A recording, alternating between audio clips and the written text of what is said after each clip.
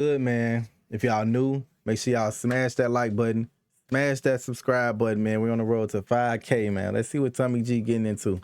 We stay dangerous, we stay safe. I got kids to make it home too, you feel me?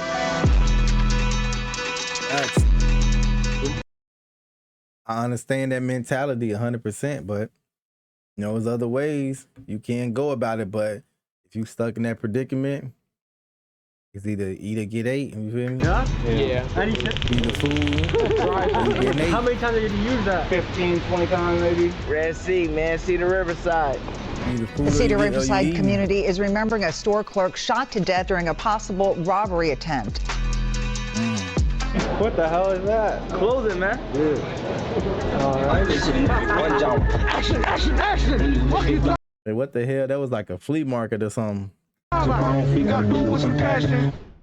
Today we head to Minneapolis, and we find ourselves in the middle of a Somali gang war. This is one of the first places we've covered that the guys that invited us thought it necessary to provide us with security. Minneapolis is world-renowned for its strong pocket of Somali culture, and here you'll find the gamut of Somalis, from honorable clergymen to fraudsters, from U.S. senators to dudes catching bodies in the street. And for some people, their only reference to Somali culture might be in the Tom Hanks movie Captain Phillip. Well, there's more to know. Like many recent immigrants, Man, why he look like AJ?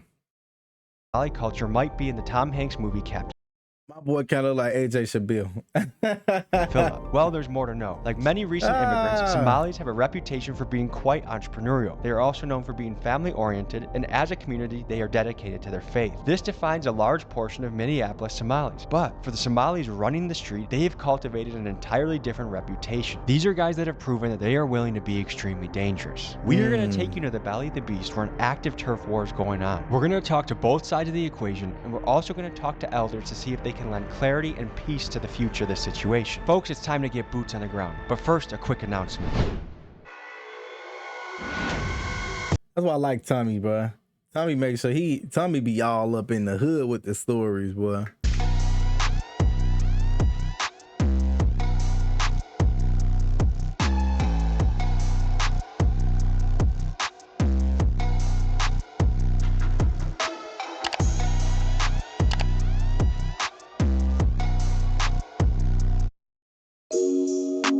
For a long time, people Still a W ad. have been requesting for us to go check out the Somalis in Minneapolis. Anytime you look these guys up, there's these gigantic gang wars and beefs and the highs and the lows and this guy versus that guy. To be honest, I don't know much about the Somali culture other than that.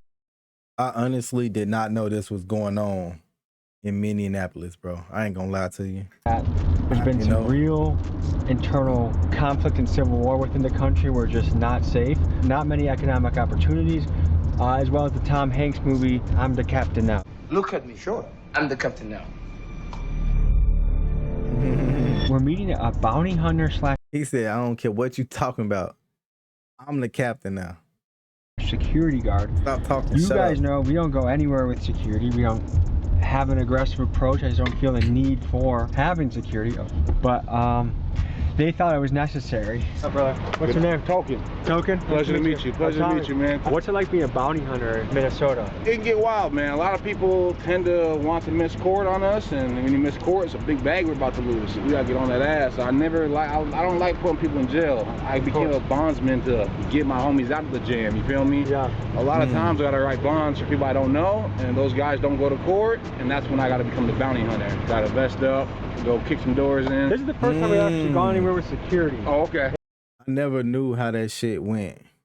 I never knew, understand. I thought everybody that was like that was like police motherfuckers, SWAT team used to be type shit. Is it that necessary around here? I ain't For never, G-Money, I ain't- G-Money is a controversial Minneapolis drill rapper that sounds like this. I'm too precise, I tap the button. Come on, watch me dress the crowd. Them niggas always gonna be mad. They know that little bro walked them down. Got a glizzy poke right through my sweater. My little brother hide as hell. He doing drills while on the tether. Frontline in the trenches, you can't tell us about this war. Niggas And while many in the city It sound like my boy out there going crazy, boy.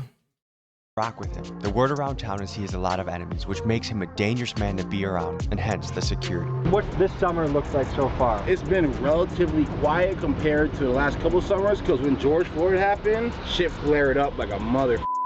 If I was to compare it for the last couple years, it's been relatively quiet, but it's still active as hell. The Somali gangs are taking over, they're coming deep.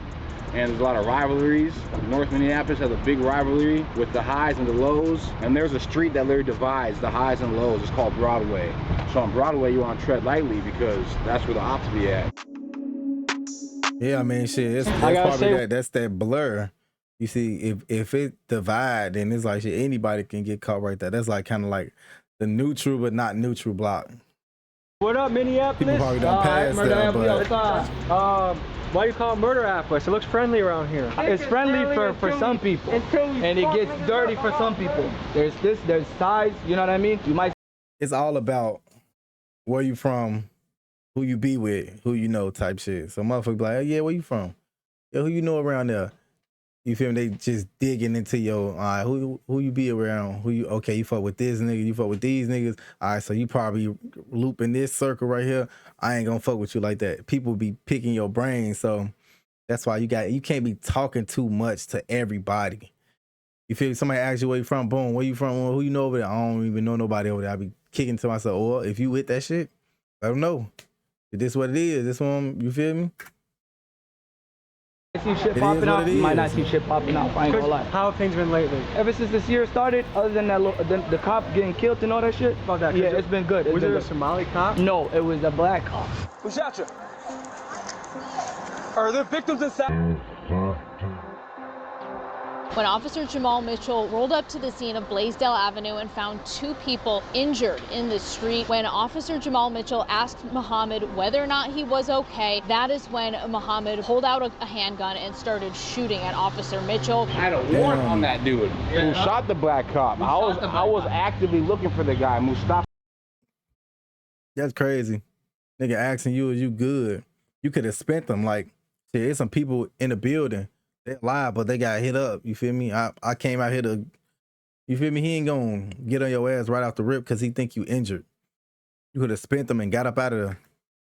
Muhammad. What was the community's reaction to the cop guy? Oh, crazy.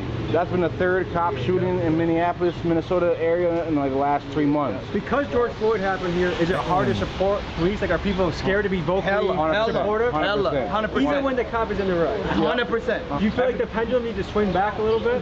I don't well. You know what I mean? Before George Floyd, you know what I mean? And after George Floyd, it just made it worse for them. You know what I mean? Yeah. They need to turn this into a stand your ground state. Moms getting carjacked. Carjackings are up through the roof right now. Congress. A lot of states need to be a stand your ground state, bro. Because what the fuck is the damn? I think what is the Second Amendment? Like, what is that even for? Maybe though, of course, it ain't for niggas, but still, I'm just saying though. You know what I'm saying? Woman got jacked in her own driveway. Yes. She was a defund the police person, right? Yes, she was. Let's roll the tape on what happened to this lady. Perhaps no story encapsulates the chaos Minneapolis is experiencing than the story of Shivanti Shanana, a local Democratic Party leader. She was with her kids when a group of teens attacked her in her own driveway and threatened her with guns. She took to social media after to express her outrage and said the following: "We need to get illegal guns off our streets and catch these young people who are running wild, creating chaos across our city." Public service announcement. If you think it's gangsta beating up a woman in front of her own children, you are an absolute bitch and nobody respects you. Facts. The twist to this story is this same lady, Shivanti, was earlier calling for the Minneapolis police to be abolished. I wonder if her views have changed since this attack. Imagine she had a gun on her. She would have Spent that off on you. went to jail too. Am I allowed to ask what that is? Oh, it's just a taser. X26, right? Police edition. Yep. I'll show them. What's the legality on that? Perfectly legal. Yeah? Yeah. Any You gotta pop that top off. Take that top off. And if someone's resisting, you dry stun them. Yeah. How many times did you use that? Yeah. Off the record, allegedly. 15, 20 times maybe. Well, it sounds like we're protected. On that note, let's go to the next spot. I feel like a goddamn Somalian president right now. We're rolling in a nice convoy. We got a car up front, car in back with protection. You gotta stay safe, man. That's legal in Minneapolis? Oh, man, when you got your permit to carry. Yeah. My golly. We ain't playing around.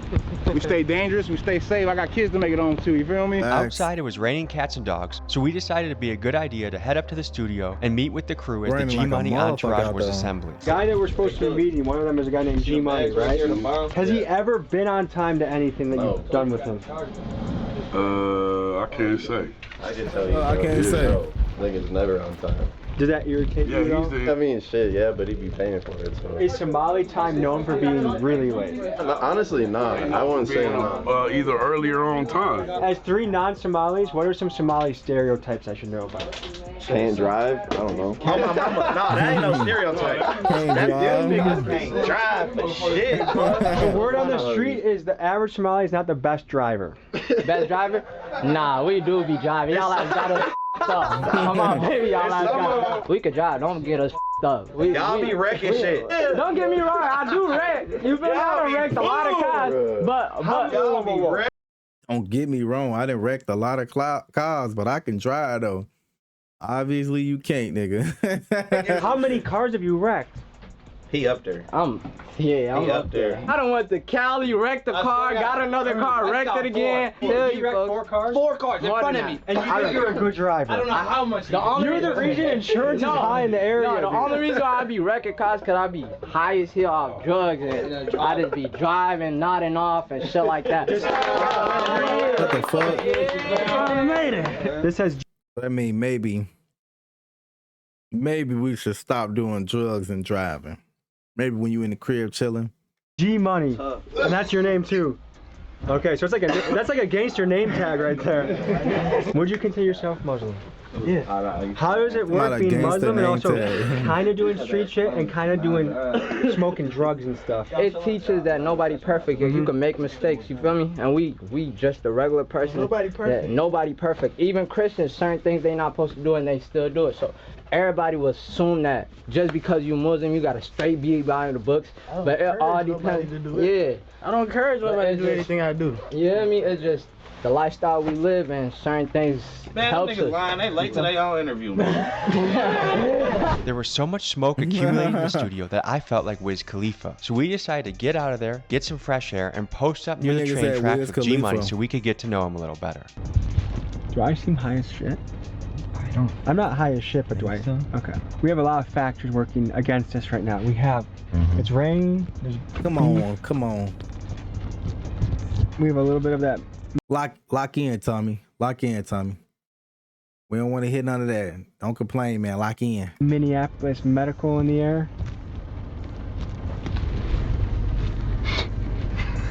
He gone. I ain't gonna lie, when they first put the camera on him, that nigga kind of look like Ryan Garcia. Well, I was like, Ryan? What the fuck? What did your parents do when they got here? What did they do to make ends meet? Pops was he was a chef. He was working right here down the block. Yeah, my mom was taking care of us and my pops was working for real. Is he still around? No, my pops died. Sorry to hear that, man. How old were you when that happened? I was about 15. My dad played a big part in my life, so. Yeah. Was it about the same time you hopped off the porch? No, I hopped off the porch when I was 13. Okay. That's when I caught my first juvenile case, man. I was like, I had to do 2 years in juvenile. What'd you get caught for? It's 16 robberies in 2 hours. What? Some dumb ass shit. What did you rob? Yeah, we were just robbing everything moving, man. What did your parents think about you hopping into the street? Man, they didn't like that shit. Because they escaped Civil War, right? Yeah. And you came here and chose a life of war. Why? I ain't chose a life of war. Man, like I say, I be saying that shit, bro. Like, you can, but you can't. Like, you can't really control who you grow up with and how people's life turn out. You know what I'm saying? Like, everybody got their own life to live, bro. But if you my mans from the sandbox, then you just my mans from the sandbox. Like, I can't control that. Like shit, we been cool all this time now. We done got out of high school or some shit and you done got into some shit. You still my homie, you feel me? Like, shit. You just into some shit. You might be, you know, be easily influenced type shit, like shit. What are your hopes for the future, G-Money? You might just be in it because your homie I want to make the city a better place one day. So y'all both in that shit together? How do you want to do that? I help the community now, I just don't show it. Do you feel like the community thinks you help the community? Yeah. Certain people. Do you think kids look up to you? Hell yeah, that's a lot of kids look up to me. What is that like? I try to spread a positive message sometimes, but they get such a negative message off my music sometimes and they take it the wrong way and think they can. Is there an example of something someone took the wrong way?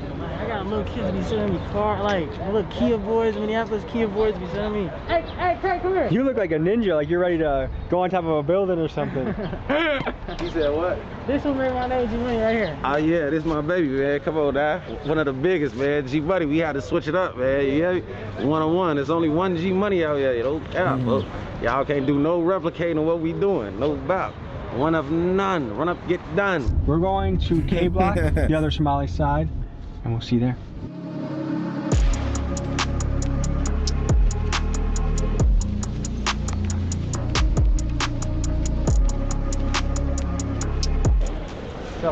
It's crazy how different the interviews is, because he did the interview for the Native American side, and then now it's this side, and how different the interviews is crazy. Oh, it looks good. How's it going? Good to see you. How you doing? Doing good.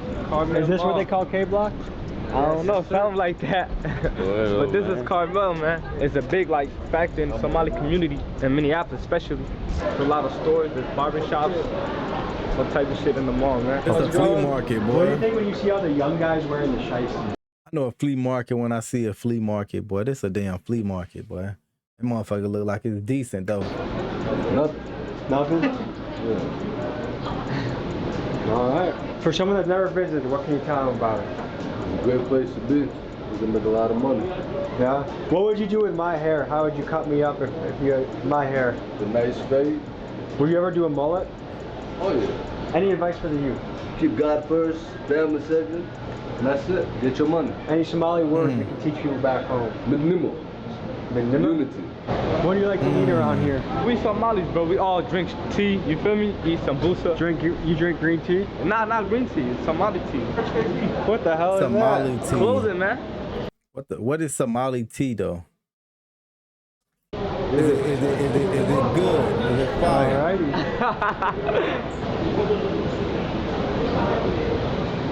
For anyone that's doubting the power of rap music to influence, it looks like New York in here. You guys ever see a New York drill music before?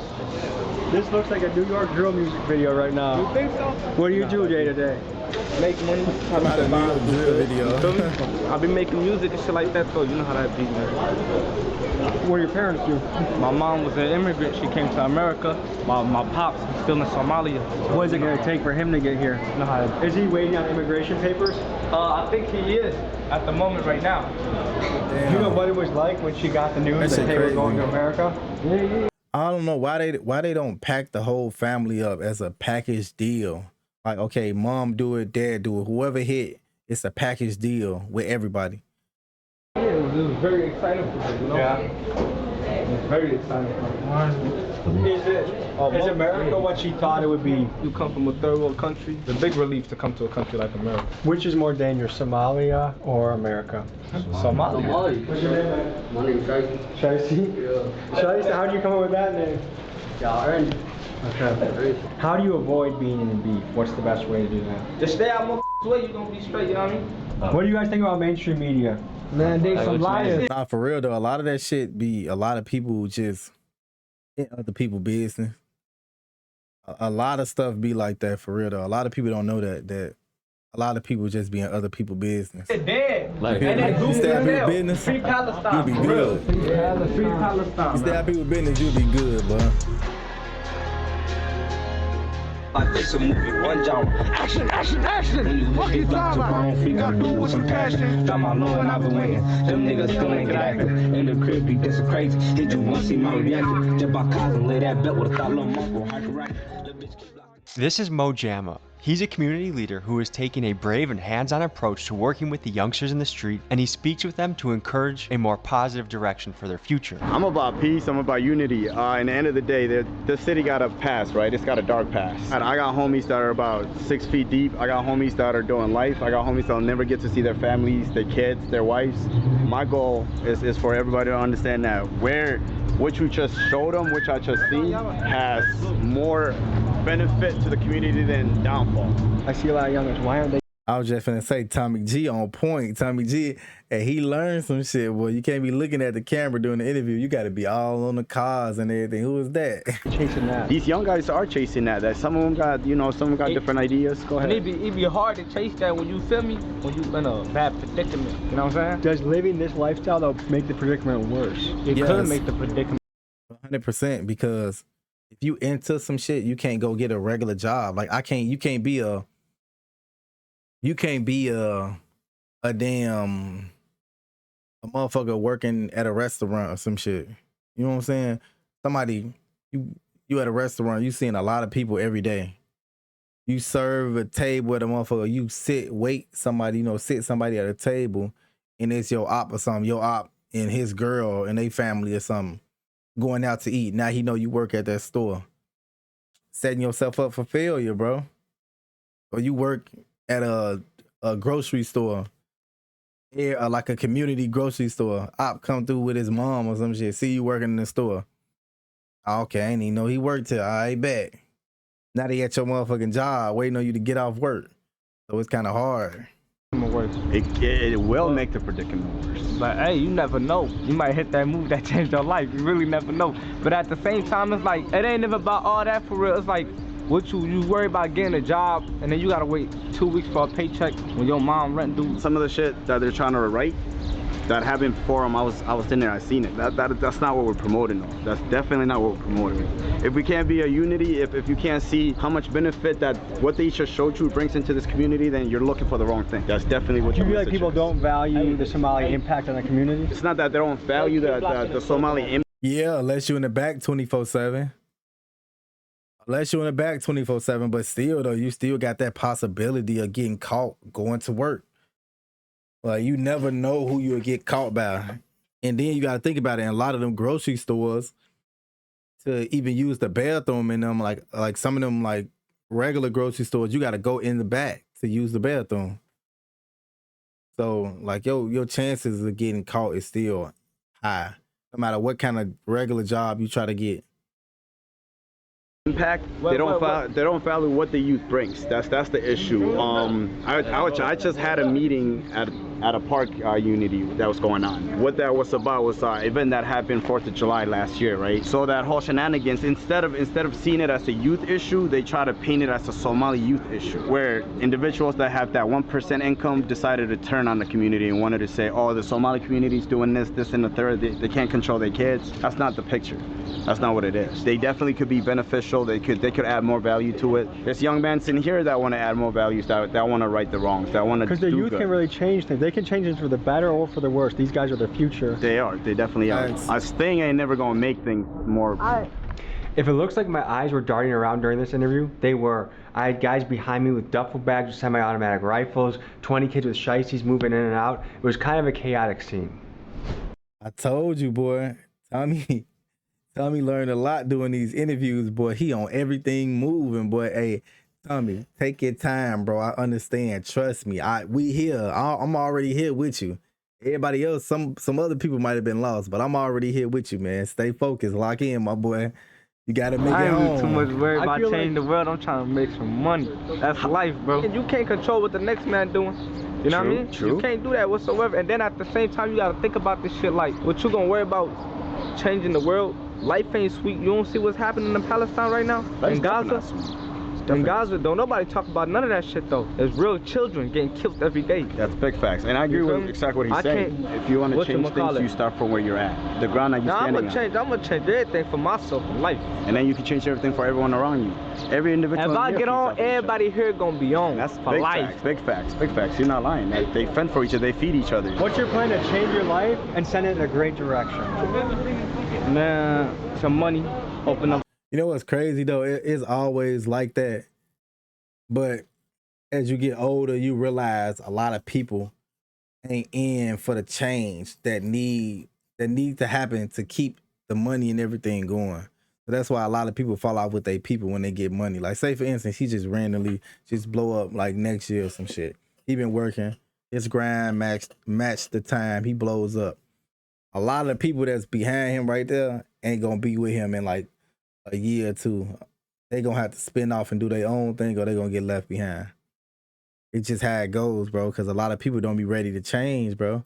They're stuck in their ways. They don't know how to relax and chill. But you know, when you grow up in the predicament I grew up in, you don't really have too much of a plan. You feel me? In this community, we about getting money, pushing positivity. We are Muslim, as you can see what I'm saying? We are brothers over here. So, you know, it ain't nothing about no negativity, gang beef. It ain't nothing about, you know, do drugs, pop pills, none of that. You see what I'm saying? We're gonna bounce out of this area, but All right, bro. You trying to sell that shit a little bit too much, bro. Relax, bro. We know what's going on, brother. Can we walk with you and ask you some questions? Yeah, my bro stay with me though. Oh, everybody? No, just them That's right fine. here. If I'm in the club and you me mug me, I'ma up and blast it, chopper bullets blasting, now he passes. Where are the mentors, or where are the people that are like, hey, like your life's gonna be crazy if you keep down this path? Well, you got individuals like myself, we got a couple of homies, but you gotta understand, this is real life. Majority of the ones that would look after these young kids are no longer alive. Majority of the ones that would speak to these young men are 6 feet deep. They're either locked up doing life, or they can't speak for themselves. They're dead. So the men that are missing. That's such a huge piece of the puzzle.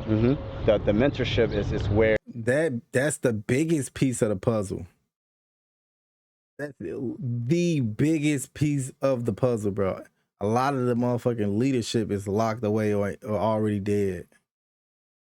So you just got a bunch of shorties just running around, running crazy. It's missing. That's what's missing. That's the biggest thing that's missing. So.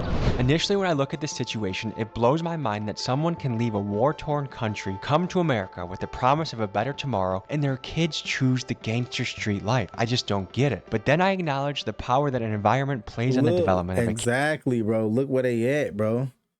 You take them from, you take them from a war, 24/7 war.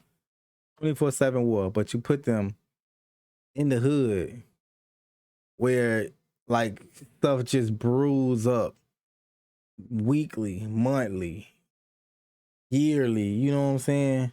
Daily, you know what I'm saying? Like, it just brews up, and then it can go from a chill summer to a summer that's on fire in a matter of fucking seconds.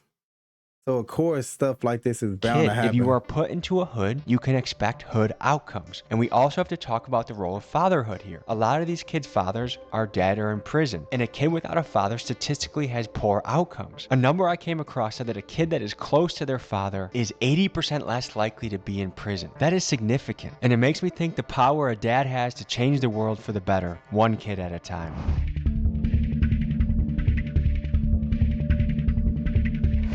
So today, I feel like we didn't get to really meet G-Money, and a lot of this happens, I feel like with gangster guys, it's hard to meet them unless they're one-on-one or in a small group, especially the more the guys, it feels like the less they're gonna be willing to share about themselves.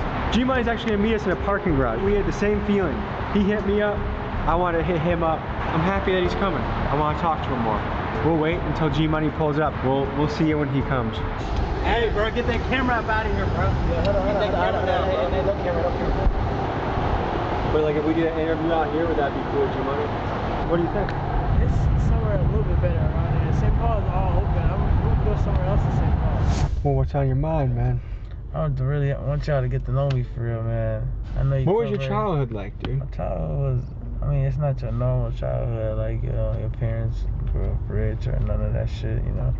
We grew up in the hood, you feel me? I grew up, people think I'm from Riverside or something, you know, so a lot of people think I'm from Riverside, and like, I'm not from Riverside, but it was mostly my mom that took care of us, and my daddy was really like, he was in and out of my life, but he was in my life for real. Did your mom and him not have the best relationship? Yeah, they ain't had the best relationship, you know, but he still had a good relationship with me. My mom really helped me up. She really kept me together and shit, but even my mom, she struggled her damn self. Like, she handicapped her damn self. So, you know, I'm the man of the family. I take care of shit, you feel me? Like, it sounds like a lot of pressure. Man. Hey, sometimes it be like that, bro. Sometimes you gotta be the one you gotta be the glue to keep everything together, bro. So, you feel me? This is like a high risk, high reward type of shit. Cause like once life hits you so quick, you gotta start instantly. You just gotta step up. You gotta help out. That's the pressure, though, it is a lot of situations like this. You know, but it ain't never a lot. I guess my natural instinct is always to make peace. Like, I like being neutral where I go. I like people liking each other. And, you know, like when I hear, okay, like there's a big beef going here, or highs and lows there, or, you know, this crew doesn't like that crew, or K Block versus Seed or whatever. Like, my natural instinct is like, how do you bring these people together? And is it possible? And does it go back generations, or is it possible to be healed? I mean, what do you think about that? Man, I feel like it's possible. Like, it goes back generations, but like that generation that went back to and what they're fighting over now and what they're beefing over now ain't got nothing to do with what happened in the generation before, you feel me? They just young though, you feel me? They don't know what they doing, they just young, they jumping off the porch, they seen what other people doing, they seen what's cool on the internet and shit. And they don't even know what they in this shit for. They ready to crash out over shit they don't know nothing about. Like, they just got in this shit, I don't know. Bro, it's a lot of young people like that, bro. That's like I say that's like, damn, that's 70-80% of the young shorties, bro. Legit fighting the beef and they don't even know what the shit even started from. It started 15 years ago. These shorties be like 20. I'm like, so this shit started when you was 5. You don't know, you wasn't even outside yet, bro. Shorties be fucking 20. What do you think the attraction is to a kid to join the gang or to be in the streets and hop off the porch, so to speak? I can't speak on the new generation though, cause the new generation is so f***ed up, cause like the kids jumping off the porch, mamas and daddies and shit, they don't really got them like. And then this how gangs usually start. A bunch of kids in the neighborhood, mamas probably at work, other parents strung out, some kids ain't got no parents, some kids just lost, and they all come together. They just start doing things together. Once they start doing shit together, they grow old together. They form them alliances at a young age, and that's why I be saying, like, you really can't, you just be doing stuff as a kid. You don't know what it's gonna turn into. Especially like he said, your father ain't around. Your mom probably working a job because your father ain't around, so your mom got to do a little extra work. You feel me? Or she got to do a little extra finesse on the side with her job. You know what I'm saying? So you out with the neighborhood kids. You form best friends with some of them. Y'all grow up together. Y'all might go to grammar school and high school together. So you telling me you going to get out of high school with your sandbox friend and be like, oh, you doing that, I'm doing this, I'm gonna leave you alone. How you gonna be like, shit, this is my homie? You feel me? It's just gonna be start growing up second together. nature to you. Expand. They wanna go do other shit to make more money. They wanna go do this. Now they trying to make money where they can't. And now they gotta go pick up a gun. And then now they gotta beef. And now they turned into a gang. Some people really do though. Some people really just join gangs for no reason, I feel like. And like, there's people joining gangs at this age in 2024. Like, why are you doing that, bro? Like, well, I guess I appreciate us touching base. And I always think it's good to talk one-on-one. And I think we covered a lot more ground. And we got to learn more about you. Appreciate you, man. Nah, for sure, man. I appreciate Tommy G swinging by, coming to Minnesota, man. Mo took me through the Carmel Mall to speak with business owners, where I saw the hustle and bustle of entrepreneurs working hard. He then took me to speak with a religious leader and elder, who I wanted to talk to get his perspective both on Somali history and his thoughts on the gang and violence amongst the youth. This is what he had to say. How are you? Good. How are you? Good. So you visiting us from Minnesota or from somewhere else? From Milwaukee. Milwaukee, yes. What's your name? Tommy. Hi, Mohammed. Nice to meet you. Nice to meet you too. So, tell me, what happened in Somali that caused people to come to America in large numbers? Yeah. Well, in Somalia, when I grew up, was nothing different than what we have in America. The country was prosperous. We have the golden days. I was lucky. We were being raised. And Somali is one of those people who's go-getter. They don't wait someone else. Even when the Europeans came to colonize, they didn't accept that nonsense. They fought. What really happened in the country that made the unrest happen, that made a lot of people immigrate and want to leave? Yeah. So what happened was the military became so corrupted, and things were really, not only the military, everybody in the government thing. And the people uprised finally.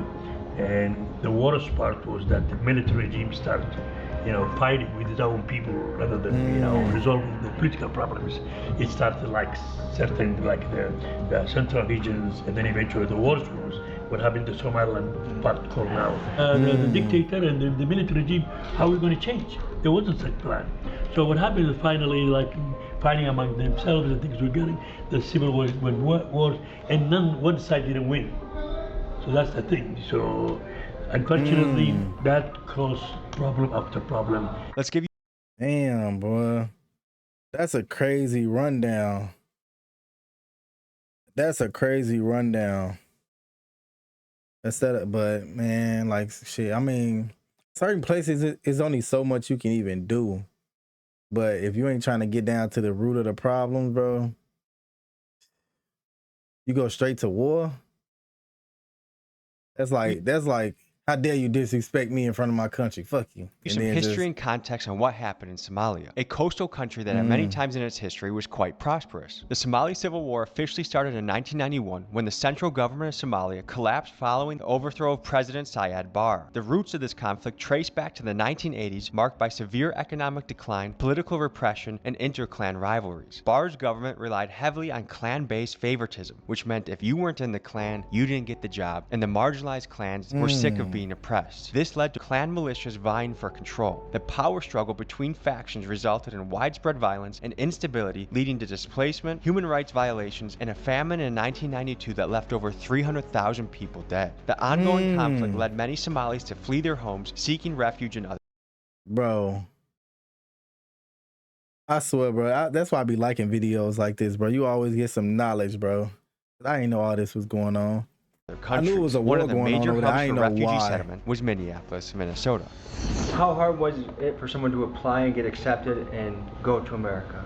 Well, luckily in my case, the country was still a government. My thing was to get a passport. It's very hard to get the passport. So when I get my passport, I went back to the country to get my passport and left. So unfortunately, I left the country and I stayed in Kuwait for 4 years, worked there for 4 years. Do you believe America is the land of opportunity still? Yeah, so America still is the land of opportunity, but it's not as it used to be the people before us. So one question is, what advice would you have for the youth? There's some youth out there, they're kind of choosing the life of the streets. There's a lot of good role models around here that are entrepreneurs, that are senators, that are business owners, but a lot of these kids are choosing the route of a gangster rapper and criminal. What do you think about that? What would be your advice? The thing is, as I said, every society will have some bad apples. Unfortunately, I think maybe the problem is when the family break. Because when people get married, they rather stay together. Like a mother household. Yes. If you could speak to some of these young men out there that are choosing which path they want to go, some of them are choosing the streets, what advice would you give to them if you could speak directly to them? Well, that's just something most of us we failed, including myself. We have to go and address the issue. One thing good about our Prophet, peace be upon him, Muhammad, if there is a difficult situation, he used to face it right away and resolve it. So it's our bad apple in our kids. We have to be care about them. So if I'm working with my own kids, and they fell on the ground, I'm not going to say, oh, they fell. No. Same thing with these people. They fell with their life and doing bad things. We have to address them. We have to approach them and try to help them. So action is the key. Taking action and then moving it forward and making sure. But remember to say, oh, look what happened to these kids. Yeah. No, these kids like your own kids. Mo introduces us to his mentor, who has a reputation for giving back. And that's why I say it takes a village, bro. It takes a village. To the community. One of the things he does is every Friday for the last 7 years, he's visited the Riverside Plaza apartments to feed the kids and talk to them. Here's what he had to say. And what's your role in the community, or what do you do? My role in the community is actually, first, I'm a husband and father of 5. Congratulations. Yeah, so thank you. So that's my first responsibility, but also professionally, I work for the city of Minneapolis. We take care of all the parks, lakes. A lot of people, they escape civil war, and they started building their own community, their own businesses, and starting to prosper. And yet the kids chose, instead of peace, which they easily could have chosen, maybe not, but it seems like, why did the kids choose war again? I really don't like us to paint a picture where we think every kid, a small percentage of the young men. And it comes with the environment. It comes with. I like how he stopped that shit. Like, hold on, we ain't gonna say all the kids. We gonna say some of the kids. Oh, yeah. I like how he did that, because they like I do the same shit. Like I be like, man, these shorties going crazy out here, but it's not every shorty. But all the kids think it's cool to walk around with shiesty masks, bro. Like, it's shit happening behind them shiesty masks that y'all wearing for fashion reasons to look tough. You know what I'm saying? So, you know, this is a country where our kids are struggling in schools. Our kids are dealing with a lot of mental health and substance use, but we don't address that. We don't talk about that. So, okay, so I'm trying to paint the picture. So we have kids struggling in school.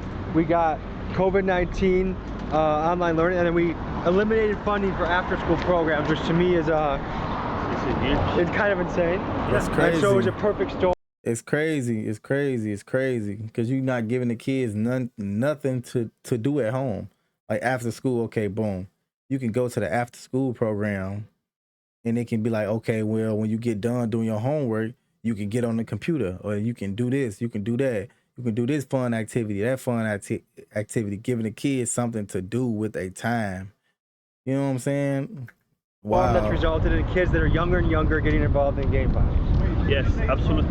If you come back to my community specifically, we came from a culture where the whole village takes care of kids. A place where you don't have the after school programs. It's the school's responsibility to teach kids academically. So you don't have to worry about homework help or are your kids performing? Are they doing well in the school? Well, something you brought up that I do think is a trend throughout America that is worth being brought up is this. We used to survive on eras where there could be the man would go work, they could support 5 kids, the mom could stay at home, and there was a lot of hands-on parenting. Now there's a lot of divorce and there's a lot of 2 parents working, and so the kids are left unsupervised they have a lot of time in their hands. Yes. When you add that to social media and the devices that they have, a lot of times things happen online without even knowing. I started with being a father of 5, right? Facts, bro. With social media, bro, life is going by like, because you can get lost in your sauce just looking at videos. You can just get lost in the sauce looking at videos, and you'll look up like, damn, I've been looking at videos for an hour. What the fuck? Oh, damn, I've been looking at videos for 2 hours. Let me get my ass off of here and go to sleep. Shit just be happening, bro. Time, you get lost in the sauce, bro. All my 5 children were born here. My kids are American kids. I spent the majority of my life here in Minnesota. We as adults, parents, don't see our kids Somali enough. We see them Americans because they don't know their native language. They rather eat you know, McDonald's than eat Somali food, right? It's like pulled between 2 worlds. Yes, almost. And then I think that's a great point because belonging is one of the most important things a kid can feel. Yes. And if a kid is feeling not American enough, or not Somali enough, or not black enough, or not Muslim enough, then they're lost. And when you're lost, you do things that to try and find yourself. If you could talk directly to these kids, what advice would you give them? This is what I tell my kids. You know, always ask for help before it's too late. And then you have to know that there's people that care about you, people who are very passionate about mentoring you, giving you an opportunity, and even when you're struggling, people who just want to listen. There's a lot of people that care about you. At the end of the day, you are our future. We love you and we care about you. That's a great ending message. Yes, I thank you for what you do. Thank you. Thank you, brother. Yes, thank you for what you do. Yes, sir. I had a great time checking this out. I appreciate you guys tuning in. We'll see you next week. Peace. Fire interview, Tommy.